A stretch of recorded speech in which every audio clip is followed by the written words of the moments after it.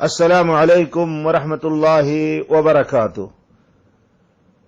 الحمد للہ رب العالمین والعاقبۃ للمتقین والصلاۃ والسلام علی اشرف الانبیاء والمرسلین نبینا محمد وعلی آلہ واصحابہ اجمعین ومن تبعہم بإحسان الی یوم الدین، اما بعد۔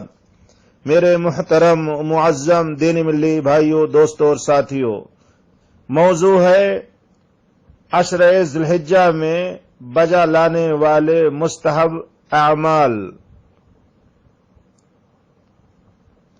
ذی الحجہ کا مہینہ سال کے 12 مہینوں میں سے آخری مہینہ ہے، جو اللہ کی جانب سے حرمت والے 4 مہینوں میں سے ایک ہے۔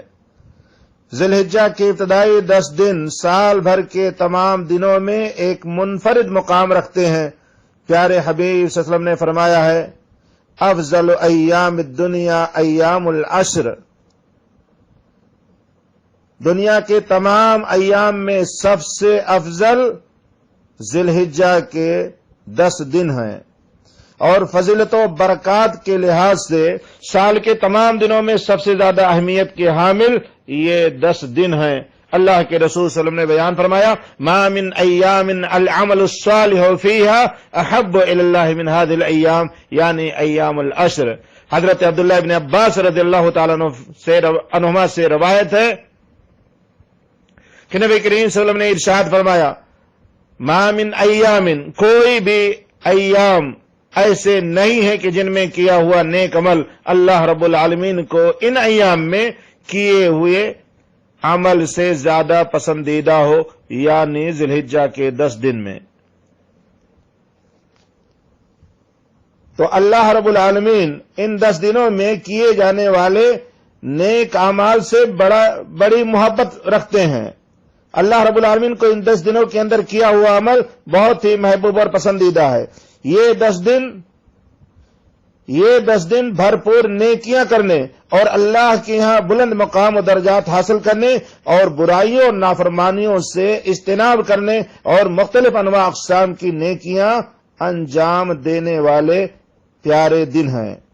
امام ابن حجر رحمہ اللہ فرماتے ہیں، ظاہر یہی ہوتا ہے کہ ذی الحجہ کے ابتدائی دنوں کی فضیلت و امتیازی حیثیت کی وجہ یہ ہے کہ ان ایام میں اہم و بنیادی عبادات جمع ہیں، جیسے نماز یعنی فرائض اور عید الاضحیٰ کی نماز، روزہ یوم عرفہ یعنی 9 ذی الحجہ کا روزہ جو 2 سال کے گناہوں کا کفارہ ہے، صدقہ یعنی قربانی کی صورت میں، اور حج جیسی عظیم عبادت۔ یہ ساری امہات العبادات ان ایام کے اندر جمع ہے، لہذا ہر مسلمان کو چاہیے کہ سچی توبہ کے ساتھ ان ایام کا استقبال کرے اور پھر عمومی طور پر کثرت سے اعمال صالحہ کا اہتمام کرے، بالخصوص چند اعمال کا خیال کرتے ہوئے انہیں بھرپور طور پر انجام دینے کی کوشش کی جائے۔ نمبر 1، سچی توبہ سے ان پیارے دنوں کا آغاز کیا جائے، گناہوں پر اللہ رب العالمین سے بخشش طلب کی جائے۔ نمبر 2، تمام گناہوں سے بچنے کا خاص اہتمام کیا جائے۔ نمبر 3، فرائض کی پابندی اور نوافل کا بھی اہتمام کیا جائے۔ توحید کے بعد فرائض میں سب سے مقدم حق اللہ رب العالمین کا نماز ہے، جس کی پابندی احسن انداز سے کی جانی چاہیے، اور ساتھ ہی ساتھ سنن اور نوافل کا بھی اہتمام کرنا چاہیے۔ سنن اور نوافل کے تعلق سے اللہ کے رسول صلی اللہ علیہ وسلم نے بیان فرمایا ہے، حضرت ام حبیبہ رضی اللہ تعالیٰ عنہ فرماتی ہیں کہ جس نے شب و روز میں 12 رکعت نوافل پڑھے، اس کے لیے ان کے بدلے جنت میں گھر تعمیر کیا جائے گا۔ لہذا 5 وقتہ نماز کے آگے پیچھے ہمیں ان 12 رکعت سنت مؤکدہ کا خصوصی طور پر ان مبارک اور پیارے ایام کے اندر اہتمام کرنا چاہیے۔ اسی طریقے سے نماز اشراق یعنی جب آفتاب طلوع ہو کر ایک نیزے کے برابر بلند ہو جائے تو اس وقت نوافل کا بھی اہتمام کرنا چاہیے، نوافل پڑھنا چاہیے، جسے نماز اشراق کہا جاتا ہے۔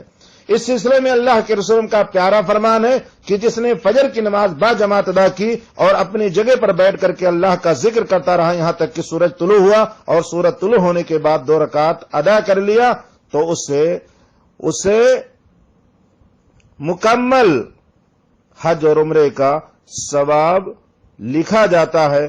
اللہ کے رسول نے 3 مرتبہ فرمایا تامتن تامتن تامہ، 3 مرتبہ آپ نے فرمایا۔ تو ہمیں اس نماز کا بھی اہتمام کرنا چاہیے۔ اسی طریقے سے چاشت کی دوسری نماز کے تعلق سے اللہ کے رسول صلی اللہ علیہ وسلم کا پیارا فرمان ہے، صحیح مسلم کی روایت ہے کہ جسم کے اندر 360 جوڑ ہیں، جسم کے اندر 360 جوڑ ہیں اور اس کی طرف سے اور ہر جوڑ پر صدقہ ہے۔ انسان کے 360 جوڑ ہیں اور ہر جوڑ پر صدقہ ہے، اور نماز چاشت کی 2 رکعت ان تمام صدقوں سے کفایت کر جاتی ہے۔ صحیح مسلم حدیث نمبر 1007۔ تو ہمیں 5 وقتہ نماز کی آگے پیچھے جو 12 رکعت سنت موقدہ ہے اور اسی طریقے سے نماز چاشت کا اہتمام کرنا چاہیے۔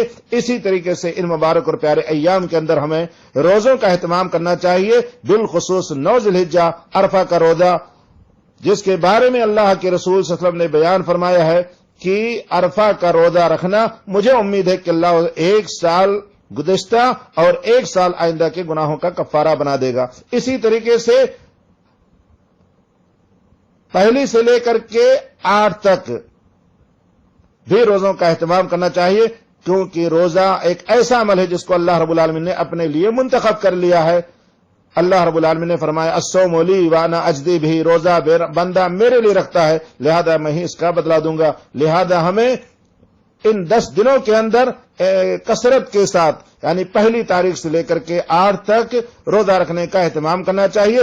بالخصوص اگر ہم نہیں رکھ سکے تو بالخصوص ہمیں عرفہ کے دن کا روزہ خصوصی طور پر یاد کر کے خود رکھنا چاہیے اور اپنے اہل و عیال کو بھی رکھنے کی ترغیب دینی چاہیے، کیونکہ 1 دن روزہ رکھنے کے سبب اللہ رب العالمین 2 سال کے گناہ معاف فرماتے ہیں۔ اسی طرح سے ہمیں صدقہ اور خیرات کرنا چاہیے، کیونکہ یہ مبارک اور پیارے ایام ہیں، اور حج و عمرے کی بھی ادائیگی کرنی چاہیے۔ اگر اللہ رب العالمین توفیق دے تو حج اور عمرے کی بھی حج اور عمرے کی ادائیگی کرنی چاہیے، کیونکہ حج اور عمرے کے بارے میں اللہ کے رسول صلی اللہ علیہ وسلم کا فرمان ہے کہ حج مبرور کا بدلہ تو صرف جنت ہی ہے۔ اسی طرح سے کثرت کے ساتھ تکبیر پڑھتے رہنا چاہیے، اور اس کے علاوہ جتنے دیگر اعمال صالحہ ہیں اس کو بجا لانا چاہیے اور ہر قسم کے گناہوں سے بچنا چاہیے۔ اللہ سے دعا ہے کہ پروردگار ہمیں زیادہ سے زیادہ نیک اعمال کرنے کی توفیق عطا فرمائے اور ہر قسم کے گناہوں سے ہم سب کی مغفرت فرمائے۔ وآخر دعوانا ان الحمدللہ رب العالمین،